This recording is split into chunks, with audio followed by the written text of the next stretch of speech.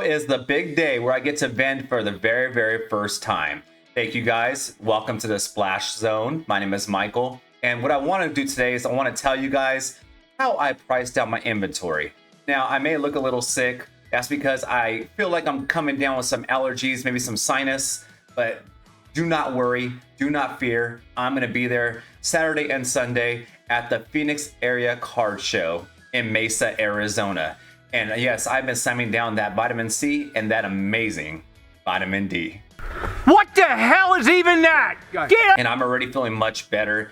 And I cannot hold the excitement that I have for this show and how I'm gonna be able to interact with a bunch of people. It actually really makes me excited. And I cannot wait to see how this show goes and give you guys some good feedback. And today, guys, we're gonna talk about the pricing of my inventory. Now, where did I get my prices? Because I know that's usually a big question for a lot of people who want to vend. Well, I go off the collector app. I pay about $10 a month just to have access to all its things and stuff. And one thing I do look at is a lot of eBay sales. So I do go off a lot of eBay sales. Not too much Pokemon TCG, just because I feel like sometimes it's just behind a little bit. Doesn't necessarily mean it is. A lot of people do refer back to that, but I like to see the most recent sales. That kind of gives you an idea of what people are willing to pay for it. And it gives me an idea of how I could sell it and at what price is fair for the buyer, but can also give me a little bit of a profit. So that's where I'm at, guys. So here's the video that I have for pricing my inventory. If you want to see what was in my inventory, please do check out the video down in the description below, my past video, and you get to see what I'm going to bring. I did add a little bit more to my collection though, so this is a more updated inventory. So with that being said, I cannot wait to show you guys, and let's get to it. All right, guys, and here's the price of my cards. So we're gonna rock and roll with about 150 for the Umbreon and Darkrai. Mega Charizard, sorry for the glare here, guys. I'm trying to get a good look for you guys. But yeah, that one's gonna be around 145. I just feel like Megas right now, it's reasonable to price them, especially if they're popular around this, you know, around that price. Stormy V, I just think it's a hot hit, you know, especially for people who like, you know, old gen, especially first gen, especially with Misty and Stormy. We got another Mega here. We're going over $85. I'm actually being kind of gracious, actually, with this price in the Blastoise. It looks a little better than I thought initially.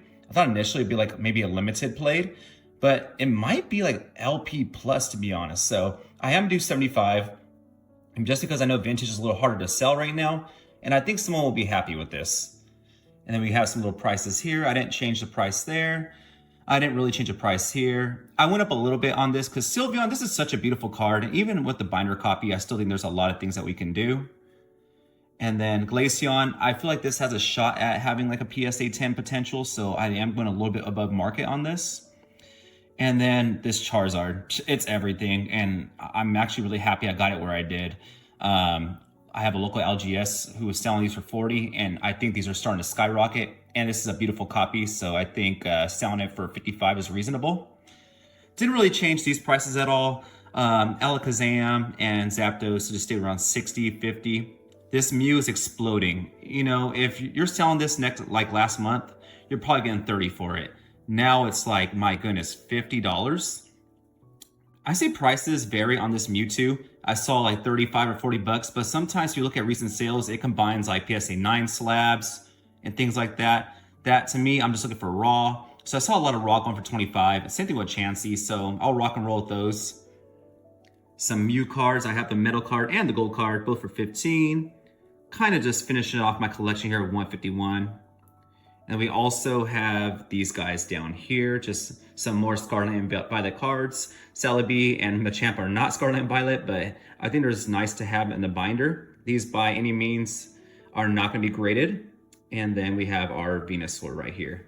And on to the slabs that I priced. So I priced these off of the collector app.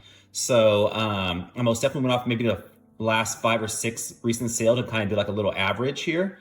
All right, for the Magikarp, look at the last sales. You see 2,000 all over the place. I mean, I could even probably go higher, maybe $2,100, $2,200 on this card. But really, I'm aware that not everyone can run around with $2,000 and just throw cash on this card. So I'm not going to put it at its highest last sold, sorry. But I also am not dying to sell it. But I also am aware that I need to sell it to make some profit. So we'll see there. I went in between 410 and 360 for the Espeon. If you look at the recent sales, that's exactly about where it's at right now. I see a lot of 360, 410. So we're just going in the middle there. This Espeon, I actually got a good deal from a local LGS. They were selling it for around 220. I asked them to come down to 205. They did that for me. And since then, the card has gone up. So really, really happy to sell it at this price. And then Eevee, I could actually probably sell this for $200. $5, I know, it doesn't seem like much, but you know, every single margin counts. But I'm gonna keep it at $195 just because I'm gonna honor the sticker. I did see recent sales going to about $200, but like I said, guys, I do want to honor the sale. All right, and then right here, just have some Japanese Lugia, so pristine 10 for any of those who like CGC. And then just some new additions that I got from that you guys didn't see last video. I got Palkia going for about $185. This one I'm probably gonna break even on just because it was really hard to get this for any cheaper than what it was. Same thing with Steelix. Actually, all three of these cards right here, I had to pay pretty close to market. And the Steelix keeps fluctuating. One day it's 120, one day it's 140. So I'm gonna stick at the 140 tag. It's a beautiful card though. I'm gonna stick at the 140 tag though, and hopefully it sells at that price. I bought it for 130. I mean, if I have to break even this card, I will, but I'd rather not. Same thing with this one. This Duskull has been going down. I think it's gotten as low as $85 on the sale. Sadly, I did buy this for about $100. So even going 105, I'm not giving myself much money to make there. I would sell it to break even, but that's what I mean. It's like, that's what I mean about buying in a tough market. You're not really getting good deals. And this guy, I'm selling for $100. I actually got it for free, so this is just net profit. So maybe if I sell this, it makes up for all these guys that I kind of paid exact market for. And then lastly, I got some sleeve booster packs of Evolving Skies. If we see Evolving Skies here, this one has been going up like crazy. The sleeve packs for Evolving Skies, I've seen them go for like anywhere $50 to $60 now. I don't have a sticker on it because I'm flexible, but I do not want to go under 50. And lastly, I have my complete art set of sleeved Evolving Skies packs. And this, I'm not going to compromise. I want to sell as a set. And if someone wants to buy it, they will buy it. If someone doesn't want to, if they want to break it up, I'm not really about breaking it up. I'm going to sell this as a set for $275. Now, why? That seems more than each sleeve pack. Yes, but also at the same time, Evolving Skies is going up so much, right? And then you think about it, you got a whole complete set here. I don't think there's any reason why someone wouldn't buy this for about $270, $275. So that's what I'm gonna go with and just see what happens. You know, everything is trial and error, so we have to see what happens here. And then on to just my last little bit of sealed. I'm actually not tripping if I don't sell this. My Pokemon Center PC ETB 151, I'm putting a $900 sticker on it. I think that's very fair based off recent sales. I can say that's very fair. We've seen 900 and we've seen 950. We've seen 850, 875. I'm gonna put it a little bit on the higher end because I know that this can go to $1,000. So I'm not gonna budge on it very much. If someone offers me 875, I'll take it. But I'm really trying to go to 900 here. I'm gonna lose money on this guy. I'm not gonna lie, I was dumb, bought it at the hype, 160. And I have to sell it for 120. So that's a loss, but I kind of just rather get rid of it. I love Journey Together though. I'm not like, I don't hate the set. I just hate that I bought it when I did. Okay. And then we got some Prismatic that we're gonna finish off with. We got a nice ETB, PC ETB box of Prismatic. I'm going for around 290. I've seen this go for 300, 350, but I've also seen it go for like 250, 260. So I think meeting in the middle is fair, but I am willing to like negotiate on this. 220, I'm probably not gonna negotiate on this. This is one of the cheapest booster box for the Scarlet and Violet era. 220 is, I think, is fair for any kind of box right now in Scarlet and Violet. And you gotta think about it, for a base set, it's really good. And no matter how much they reprint Prismatic, the prices just rise. So 225 on my SBC sounds about fair.